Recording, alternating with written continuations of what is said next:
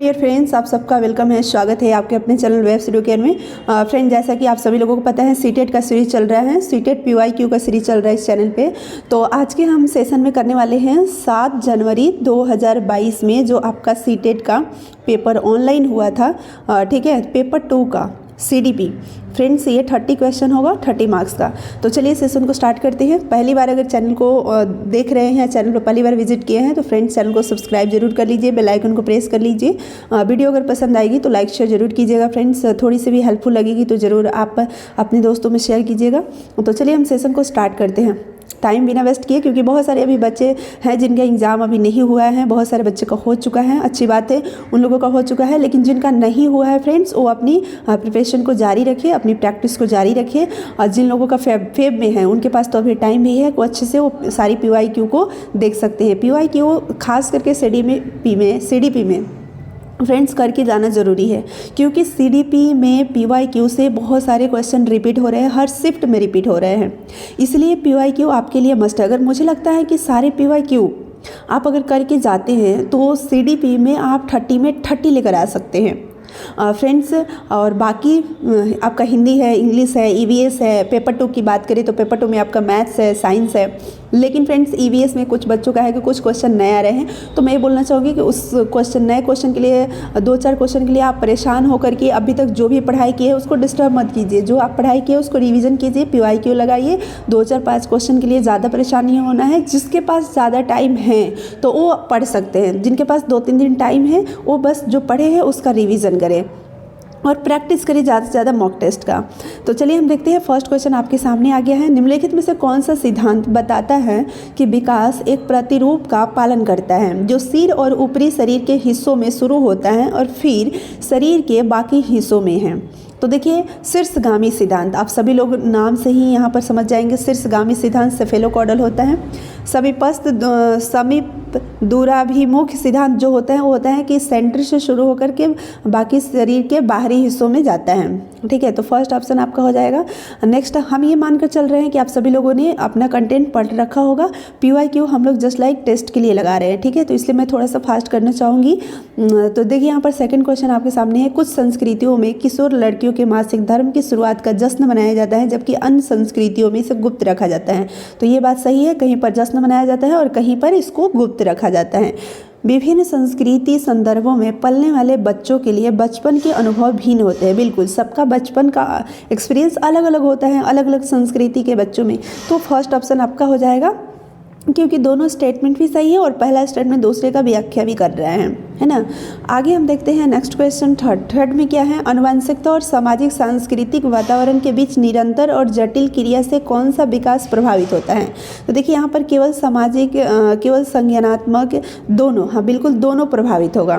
तो third option आपका, एक मिनट, यहाँ पर तो 3 दिया है तो ये आपका हो जाएगा, थर्ड नहीं फोर्थ हो जाएगा, क्योंकि यहाँ पर शारीरिक, संज्ञानात्मक, सामाजिक तीनों विकास प्रभावित होगा। तो 4 ऑप्शन हो जाएगा आपका, ठीक है। शारीरिक विकास भी, संज्ञानात्मक विकास भी और सामाजिक विकास भी आनुवंशिकता और सामाजिक सांस्कृतिक वातावरण से प्रभावित होता है। अब हम देख लेते हैं क्वेश्चन नंबर 4।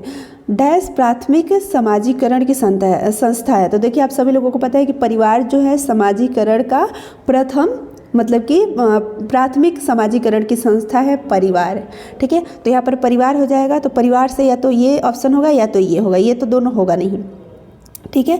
तो यहाँ पर तो परिवार आ जाएगा। लेकिन दूसरा, जबकि द्वितीयक समाजीकरण का कारक कौन है? तो देखिए यहाँ पर परिवार और पड़ोस प्राथमिक ही समाजीकरण का संस्था होता है। किताब आपका द्वितीय समाजीकरण का कारक हो जाएगा। तो सेकंड ऑप्शन आपका राइट ऑप्शन हो जाएगा। नेक्स्ट क्वेश्चन नंबर 5 की तरफ बढ़े। जीन पियाजे के अनुसार शिक्षक के सबसे महत्वपूर्ण गुण क्या है? देखिए, शिक्षक को मतलब कैसा होना चाहिए, शिक्षक में क्या गुण होना चाहिए जीन पियाजे के अनुसार? देखिए, अनमयता, निरंकुशता, ये तो बिल्कुल नहीं होना चाहिए। कठोरता, प्रभुत्व और निर्देश, ऑर्डर दे, ऐसा नहीं, लचीलापन और गतिशीलता। 4 ऑप्शन आपका राइट ऑप्शन हो जाएगा। क्वेश्चन नंबर 6 की तरफ बढ़े। संज्ञानात्मक विकास के किस चरण में एक बच्ची यह तर्क कर पाती है सभी टॉफ़ी मीठी होती है? यह कैंडी एक टॉफ़ी है। क्या बोलती है वो कि सभी टॉफ़ी मीठी होती है? कैंडी एक टॉफ़ी है इसलिए कैंडी भी मीठी है। तो इस तरह का तर्क जो बच्ची कर पा रही है तो वो किस चरण में है? संवेदी चालक अवस्था तो ये तो होगा नहीं। पूर्व संक्रियात्मक अवस्था, मूर्त संक्रियात्मक अवस्था, अमूर्त संक्रियात्मक अवस्था। तो यहाँ पर फ्रेंड्स कौन सा अवस्था होगा? देखिए मूर्त संक्रियात्मक अवस्था होगा, क्योंकि वो इस तरह का तर्क जो कर रही है लॉजिकल, तो ये मूर्त संक्रियात्मक अवस्था आपका हो जाएगा। वो क्या मान रही है कि सभी टॉफ़ी मीठे होते हैं, कैंडी एक टॉफ़ी है इसलिए कैंडी भी मीठी है, तो मूर्त संक्रियात्मक अवस्था हो जाएगा। ठीक है, आगे हम देखते हैं क्वेश्चन नंबर 7। तो क्वेश्चन नंबर 7 में आपका क्या है, किसने प्रस्तावित किया कि सांस्कृतिक उपकरण संज्ञानात्मक विकास में महत्वपूर्ण भूमिका दिखाते हैं? देखिए सांस्कृतिक उपकरण की बात लेव वाइगोस्की करते हैं, तो फर्स्ट ऑप्शन आपका राइट ऑप्शन हो जाएगा। आगे बढ़ते हैं क्वेश्चन नंबर 8 में। लेव वाइगोस्की के सिद्धांत के अनुसार बच्चों के सीखने के लिए क्या महत्वपूर्ण है? सामाजिक अंतःक्रिया महत्वपूर्ण है, क्योंकि इनाम, सजा से बचाव, अनुबंधन ये इसकी बात नहीं करते हैं। लेव वाइगोस्की समाज, संस्कृति, भाषा के बात करते हैं, तो थर्ड ऑप्शन आपका राइट ऑप्शन हो जाएगा। क्वेश्चन नंबर 9 की तरफ बढ़े। एक प्रगतिशील कक्षा में क्या होना चाहिए? बच्चों की भागीदारी न्यूनतम होना चाहिए, गलत है। बच्चे पाठ्य पुस्तक में दिए गए तथ्यों को याद करते हैं, तो प्रगतिशील कक्षा में ऐसा नहीं होता है। निगेटिव टैग वर्ड को अगर आप एलिमिनेट करना सीख गए तो फिर आप सही ऑप्शन पर जल्दी पहुंच जाएंगे। बच्चे व्यक्तिगत और समूह दोनों में काम करते हैं। बच्चों का मूल्यांकन पेपर पेंसिल टेस्ट, देखिए ये निगेटिव टैग होता है, ये नहीं होगा, तो थर्ड ऑप्शन आपका यहाँ पर राइट ऑप्शन हो जाएगा कि बच्चे व्यक्तिगत और समूह दोनों में वो काम करते हैं, अकेले भी काम करते हैं और समूह में भी काम करते हैं। क्वेश्चन नंबर 10 में आप देख सकते हैं क्या है, दो यहाँ पर स्टेटमेंट है, दोनों को पढ़िए। गैर अनुरूपतावादी जेंडर भूमिकाओं में पुरुषों और महिलाओं का चित्रण बच्चों को भूमिका लचीलेपन के लिए प्रोत्साहित करता है। ठीक है, तो बिल्कुल सही है। जन्म के समय जेंडर का जैविक रूप से निर्धारण होता है, नहीं, जेंडर समाज बनाता है और जो आपका सेक्स होता है ये जैविक रूप से निर्धारण जन्म के समय होता है। ठीक है, तो जेंडर जो है ये समाज बनाता है, तो ये स्टेटमेंट गलत है। ठीक है, पहला देख लीजिए, गैर अनुरूपतावादी जेंडर भूमिकाओं में पुरुषों और महिलाओं का चित्रण बच्चों को भूमिका लचीलेपन के लिए प्रोत्साहित करता है। बिल्कुल, मतलब कि हम पुरुष और महिला दोनों का अगर चित्रण करते हैं तो इससे बच्चे को भूमिका लचीलेपन के लिए हम प्रोत्साहित करते हैं। ठीक है, तो पहला सही है लेकिन दूसरा आपका गलत है, तो थर्ड ऑप्शन आपका राइट ऑप्शन हो जाएगा। क्वेश्चन नंबर 11 की बात करें तो निम्नलिखित में से अपने अंतर्निहित सिद्धांतों के साथ कोहलबर्ग की अवस्थाओं का सही सुमेलित युग्म कौन सा है? कोहलबर्ग की जो अवस्था के बारे में हम लोग ने पढ़ा है, तो उसके बारे में यहाँ पर पूछ रहा है कि कौन सा सही मतलब कि मिलान है। यहाँ पर देखिए, सामाजिक अनुबंधन, अभिविन्यास, कानूनों और नियमों का लचीलापन, अच्छा लड़का लड़की, अधिकार के डर और सज़ा से बचने पर ध्यान नहीं। देखिए जो आपका अधिकार के डर और सज़ा से बचने, वो आज्ञा वाला जो होता है ना, पहला लेवल का पहला स्टेज वो होता है।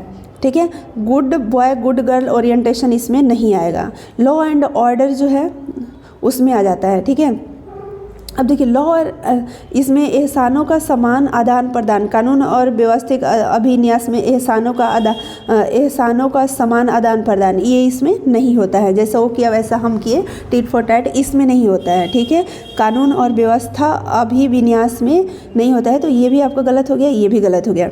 सामाजिक व्यवस्था बनाए रखना, अभिविन्यास, विवेक के स्वयं चुने हुए नैतिक सिद्धांत, तो ये भी नहीं हो गया, क्योंकि स्वयं के द्वारा चुना गया नैतिक सिद्धांत नहीं होगा, समाज के द्वारा, मतलब कि वो होता है जैसा समाज सही चाहता है वैसा हम करते हैं, उसको हम सामाजिक व्यवस्था बनाए रखना बोलते हैं। समाज ने जो नियम बनाया उसको पालन करना, तो यहाँ पर तो कह रहा है कि विवेक स्वयं चुने हुए नैतिक सिद्धांत, तो ये तो गलत हो गया। सामाजिक अनुबंधन, अभिविन्यास, कानून और नियमों का लचीलापन, ये आपका फर्स्ट ऑप्शन राइट ऑप्शन हो जाएगा। यानी कि इंग्लिश में आप देखना चाहे तो देख सकते हैं, socio contract orientation laws and rules are considered flexible, तो फर्स्ट ऑप्शन आपका राइट ऑप्शन हो जाएगा। क्वेश्चन नंबर हम 12 की बात करें तो यहाँ पर आपके सामने है, हार्वर्ड गार्डनर ने बहुबुद्धि सिद्धांत के अनुसार बुद्धि क्या है? बुद्धि को उन्होंने क्या बोला है हार्वर्ड गार्डनर ने? क्षमताओं का एक समूह जो किसी व्यक्ति को सीखने की ओर अग्रसर करता है, बिल्कुल सही है। अनुभव के परिणाम स्वरूप व्यवहार में अस्थायी परिवर्तन नहीं। उत्पादों के लिए नए मूल उत्तर देने की व्यक्ति की क्षमता, ऐसा कुछ नहीं है कि उत्तर हम दे रहे हैं तो वही बुद्धि है। किसी विशिष्ट प्रश्न के लिए एकल प्रतिक्रिया उत्पन्न करने की क्षमता, ऐसा भी नहीं है। उन्होंने क्या बोला है बुद्धि को? कि क्षमताओं का एक समूह है जो किसी व्यक्ति को सीखने की ओर अग्रसर करते हैं। फर्स्ट ऑप्शन राइट ऑप्शन हो जाएगा। क्वेश्चन नंबर 13 की तरफ अगर बढ़े तो यहाँ पर देख सकते हैं, राष्ट्रीय शिक्षा नीति 2020 में निम्नलिखित में से किसकी वकालत की गई है? शिक्षार्थियों का समग्र विकास, बिल्कुल शिक्षार्थियों का समग्र विकास हो, अनुभवात्मक शिक्षा हो, अनुभव पर आधारित हो, पाठ्यक्रम सामग्री में कसौटी, क्या इसकी बात की गई है या बहुभाषावाद? तो बिल्कुल इन सबों के बारे में बात की गई है। लेकिन यहाँ पर फ्रेंड्स आपका ये चारों ऑप्शन आपका थर्ड ऑप्शन में है, तो थर्ड ऑप्शन आपका राइट ऑप्शन हो जाएगा।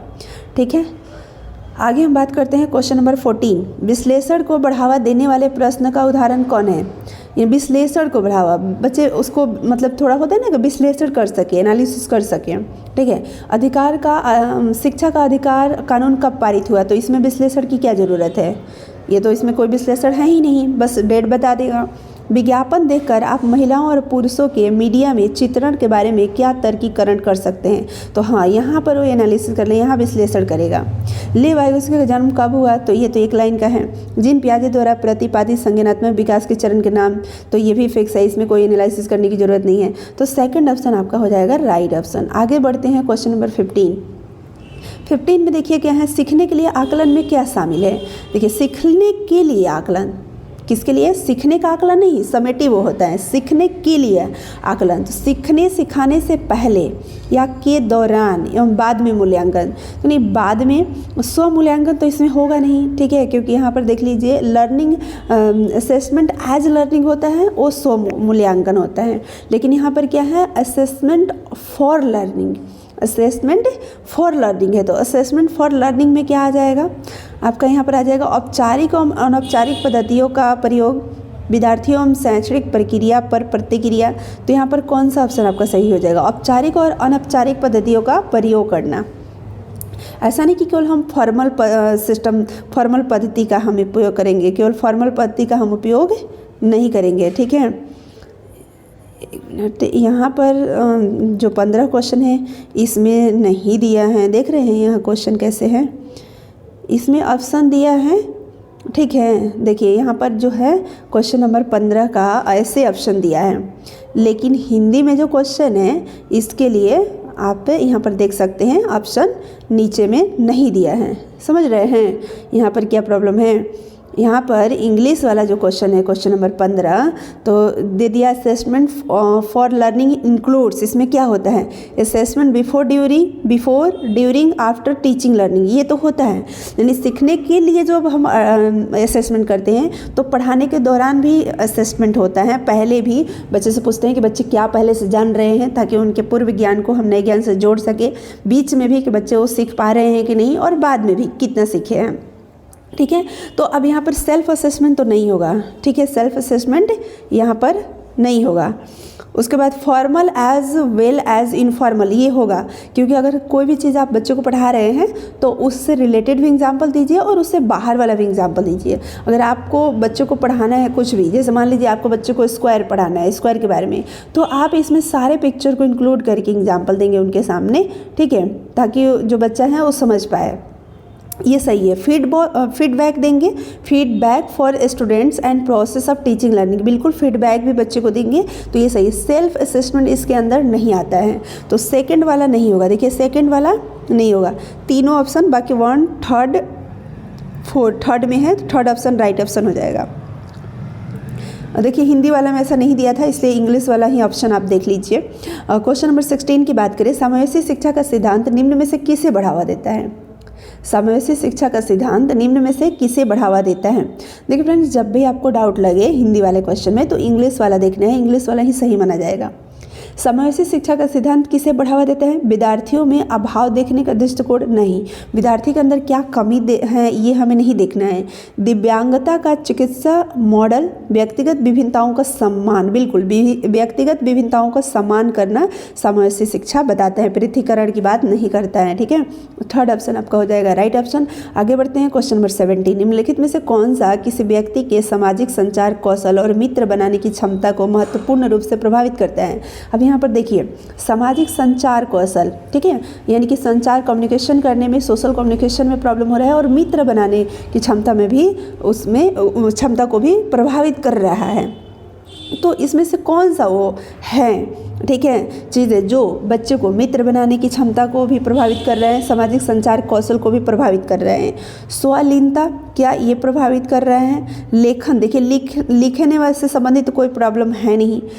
प्रमस्तकीय घात, इससे तो कोई दिक्कत नहीं है। गतिशीलता, गतिशील दिव्यांगता, लोकोमोटर जो चलने उठने हाथ पैर ऐसे करने में जिसको दिक्कत होता है वो होता है। लेकिन यहाँ पर बात की जा रही इम्पैक्ट सोशल कम्युनिकेशन स्किल, तो ये हो जाएगा आपका ऑटिज़म, क्योंकि इसमें बच्चा स्वलीनता मतलब खुद के अंदर रहते हैं, किसी से बात वगैरह नहीं करते हैं, खुद में ही मतलब शांत शांत सा रहते हैं खुद के अंदर। ठीक है, तो फर्स्ट ऑप्शन आपका हो जाएगा राइट ऑप्शन। आगे बढ़ते हैं क्वेश्चन नंबर 18।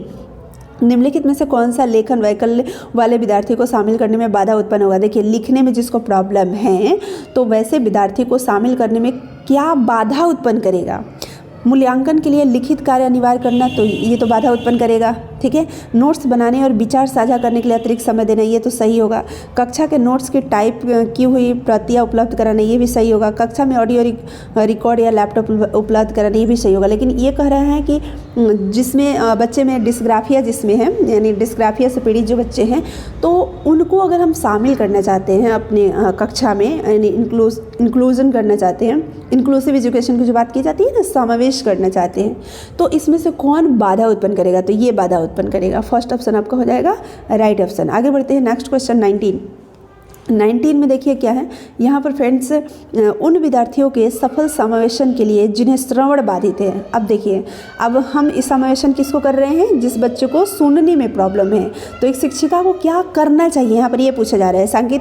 सांकेतिक भाषा के प्रयोग को हतोत्साहित करना चाहिए, नहीं, ऐसा नहीं करना चाहिए। यहाँ पर पूछा जा रहा है क्या करना चाहिए। ठीक है, तो ऐसा हतोत्साहित नहीं करना चाहिए। व्यापक रूप से मौखिक स्पष्टीकरण का प्रयोग करना चाहिए।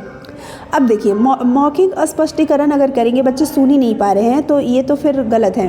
व्याख्यान के ऑडियो टेप का प्रावधान, तो ऑडियो टेप से भी बच्चे सुन नहीं पाएंगे ना। ठीक है, पर्याप्त गैर मौखिक अभिव्यक्तियों का प्रयोग, बिल्कुल गैर मौखिक मतलब हम ज़्यादा बोल कर नहीं, ज़्यादा चीज़ों को ऐसे पिक्चर के माध्यम से या ऐसा लिख करके हम बता रहे हैं तो ज़्यादा समझ पाएंगे। तो फोर्थ ऑप्शन राइट ऑप्शन हो जाएगा। क्वेश्चन नंबर 20 में क्या है, निम्न में से कौन सा विकल्प दी गई विशिष्ट अधिगम वरीयता वाले विद्यार्थियों की समावेशन हेतु यथोचित संयोजन रणनीति का सही युग में। देख रहे हैं फ्रेंड्स, यहाँ से मतलब कि अक्षमता जो होता है ना, डिसेबिलिटीज़ से कितना क्वेश्चन पूछा है, इसमें 2-3 क्वेश्चन पूछ दिया। तो यहाँ पर देखिए, विशिष्ट अधिगम वरीयता वाले विद्यार्थी के समावेशन के लिए कह रहे हैं कि कौन सा यहाँ पर सही युग में है। जैसे यहाँ पर ऑप्शन दिया गया है, श्रवणात्मक लिखित कार्य के आधार पर मूल्यांकन, दृश्यात्मक मुख्य रूप से व्याख्यान के माध्यम से विपरीत विषय वस्तु, यानी यहाँ पर आपसे ऑडिटरी, विजुअल, काइनेस्थेटिक और टैक्टाइल ये ऑप्शन दिया गया है। और यहाँ पर आपसे पूछा जा रहा है स्पेसिफाइड लर्निंग प्रेफरेंस की बात की गई है। ठीक है, तो अब यहाँ पर फ्रेंड्स चारों ऑप्शन को आपको ध्यान से पढ़ना होगा। चारों ऑप्शन में देखिए कौन कौन सही है। तो श्रवणात्मक लिखित कार्य के आधार पर मूल्यांकन करवाएंगे। ठीक है, दृश्यात्मक मुख्य रूप से व्याख्यान के माध्यम से विपरीत विषय वस्तु, ये तो गलत हो गया। लिखित कार्य के आधार पर मूल्यांकन सही नहीं है। गति संवेदी निष्क्रिय सुनने की अपेक्षा करे, ऐसा निष्क्रिय, ये भी निगेटिव हो गया। स्पर्शनीय अधिगम के लिए हाथों द्वारा करके अनुभव, ये सबसे बेस्ट है। ठीक है, कि वो बच्चे जो हैं वो अपने हाथों से करके उसका अनुभव करेंगे तो वो ज़्यादा अच्छे से सीख पाएंगे। तो फोर्थ ऑप्शन आपका राइट ऑप्शन हो जाएगा। 21 निम्नलिखित कथन क्या दर्शाता है। फल और सब्जी बेचने वालों के बच्चे अपने साथियों की तुलना में संख्याओं का योग करना जल्दी सीख जाते हैं। जो फल बेचते हैं, जो सब्जी बेचते हैं, उनके जो बच्चे होते हैं, ठीक है, संख्याओं का तुलना वो जल्दी कर लेते हैं, है ना, मतलब कौन ज़्यादा बड़ा है कौन छोटा है, या जो भी एडिशन सब्ट्रैक्शन भी जल्दी वो कर लेते हैं। तो ये यहाँ पर ऑप्शन दिया गया है कि सीखना सामाजिक सांस्कृतिक संदर्भ में होता है। तो ये तो बात सही है, सीखना सांस्कृतिक सामाजिक संदर्भ में भी होता है, सीखना स्कूल के बाहर नहीं हो सकता, ये गलत है। पाठ्यचर्या असंदर्भित, असंदर्भित निगेटिव हो गया। पाठ्यचर्या केंद्रीकृत भी निगेटिव होता है ना। तो फर्स्ट ऑप्शन आपका राइट ऑप्शन हो जाएगा। 2022 की तरफ चले तो देखिए यहाँ पर 2 स्टेटमेंट है जिसको अच्छे से आपको पढ़ना होगा। एक, शिक्षिका को बच्चों को कक्षा की चर्चा में सक्रिय भागीदारी की अनुमति नहीं देनी चाहिए। देखिए ये नहीं भाई साहब मिल गए यहाँ पर, तो ये गलत हो गया। बच्चे ज्ञान का सृजन करने में सक्षम नहीं हैं और ग्रहणशील तरीके से सबसे बेहतर सीखते हैं ग्रहण करके, और वो ज्ञान का सृजन खुद नहीं कर सकते हैं। तो यहाँ पर आप देख पा रहे हैं किस प्रकार से ऑप्शन दिया गया है, यानी कि ये भी गलत है। जब ये भी गलत है, बच्चे ऐसा थोड़ी है कि ज्ञान का सृजन नहीं कर सकते हैं, सक्षम नहीं है। बच्चे को भगवान मानना है, बच्चे की कोई गलती नहीं माने, बच्चे को कम नहीं समझना है, बच्चे को कम नहीं आंकना है। CDP में ये सब कॉन्सेप्ट आपको माइंड में रख करके CDP सॉल्व करना होता है, तब आप सही कर पाएंगे। दोनों स्टेटमेंट गलत हैं तो ऑप्शन कौन सा हो जाएगा? 4 हो जाएगा। आगे देखते हैं 23 में क्वेश्चन है, एक शिक्षिका को अपनी कक्षा में विद्यार्थियों की सांस्कृतिक विविधता को किस प्रकार देखना चाहिए? सांस्कृतिक विविधता को किस प्रकार देखना चाहिए? सीखने की प्रक्रिया में बाधा देखना चाहिए? नहीं, बाधा ये निगेटिव हो गया। विद्यार्थियों में कमी कभी नहीं हम समझ सकते हैं। अधिगम प्रक्रिया के लिए अप्रासंगिक, ये भी गलत हो गया। गुण जिन्हें बढ़ावा देना है, बिल्कुल ठीक है। जो बच्चों में सांस्कृतिक विविधता है इसको हमें बढ़ावा देना है, इसको अप्रासंगिक या इसको कमी या बाधा इसको नहीं समझना है। 4th ऑप्शन आपका हो जाएगा राइट ऑप्शन। नेक्स्ट हम देखते हैं 24। तो 24 में आपका क्वेश्चन है, विद्यार्थी अर्थपूर्ण और प्रभावशाली ढंग से सीखते हैं अगर शिक्षिका शिक्षण अधिगम के लिए डैश दृष्टिकोण का उपयोग करती है। तो कौन सा दृष्टिकोण का उपयोग करेगी? तो देखिए यहाँ पर यांत्रिक दृष्टिकोण नहीं उपयोग करना है, गैर संदर्भित तो निगेटिव हो गया, व्यवहारवादी या रचनात्मक। तो रचनात्मक आपका सबसे बेस्ट होता है, तो सेकंड ऑप्शन आपका हो जाएगा कंस्ट्रक्टिव दृष्टिकोण का उपयोग करेगी। सेकंड ऑप्शन राइट ऑप्शन हो जाएगा।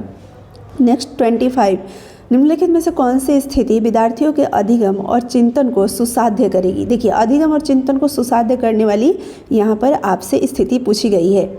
ऐसी परिस्थितियाँ बनाना जहाँ विद्यार्थी निष्क्रिय श्रोता हो, चुपचाप बस वो सुने, कुछ बोले नहीं, तो ये निगेटिव हो गया। हतोत्साहित, देखिए निगेटिव वर्ड है, कक्षा की चर्चाओं में भागीदारी को हतोत्साहित करना निगेटिव हो गया।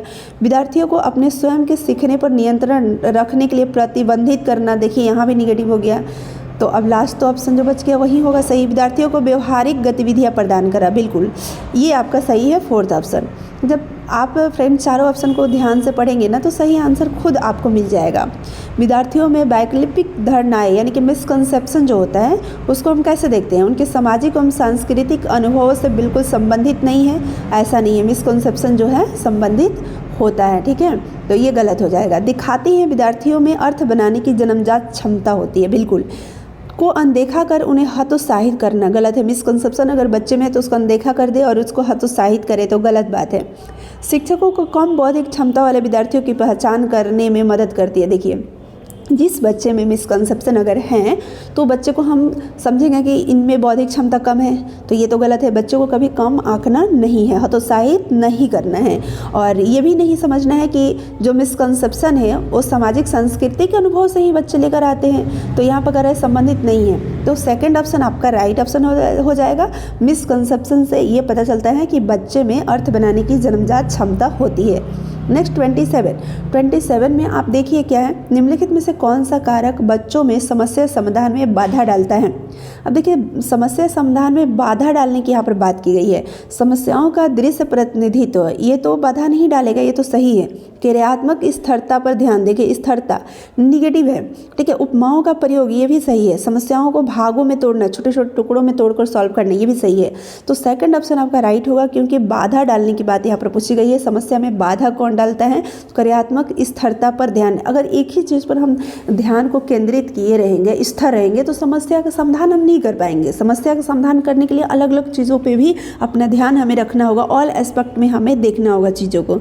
एक ही जगह हम टिके रहेंगे तो समस्याओं का समाधान नहीं कर पाएंगे। तो सेकंड ऑप्शन राइट ऑप्शन हो जाएगा।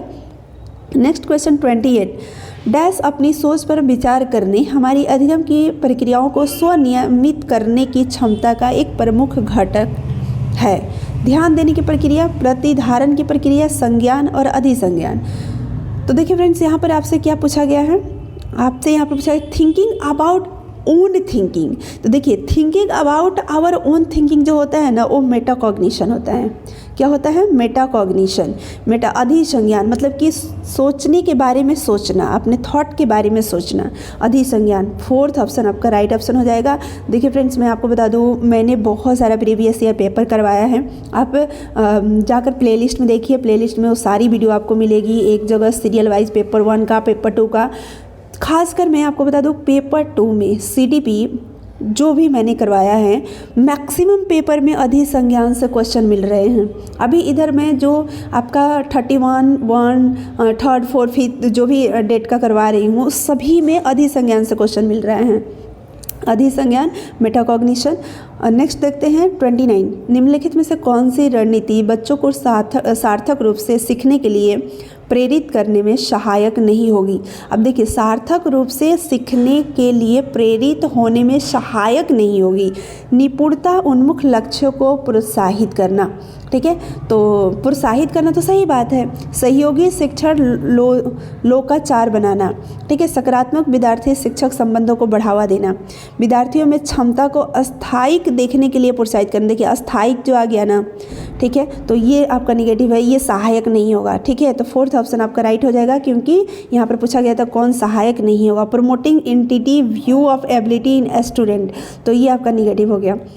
लास्ट क्वेश्चन 30, तो देखिए 30 में क्या है, परीक्षा की चिंता और असफलता का डर। परीक्षा की जो चिंता है और असफलता का जो डर है सीखने पर कोई प्रभाव नहीं डालते, भाई डालते हैं, प्रभावी सीखने को सुसाधित करते हैं। अब देखिए, असफलता का जो डर है और चिंता है उस सीखने को सुसाधित थोड़ी करेंगे, तो ये भाई गलत हो गया। उसके बाद सीखने पर नकारात्मक प्रभाव डालते हैं, बिल्कुल ये सही है, लेकिन चौथा ऑप्शन भी पढ़ लीजिए।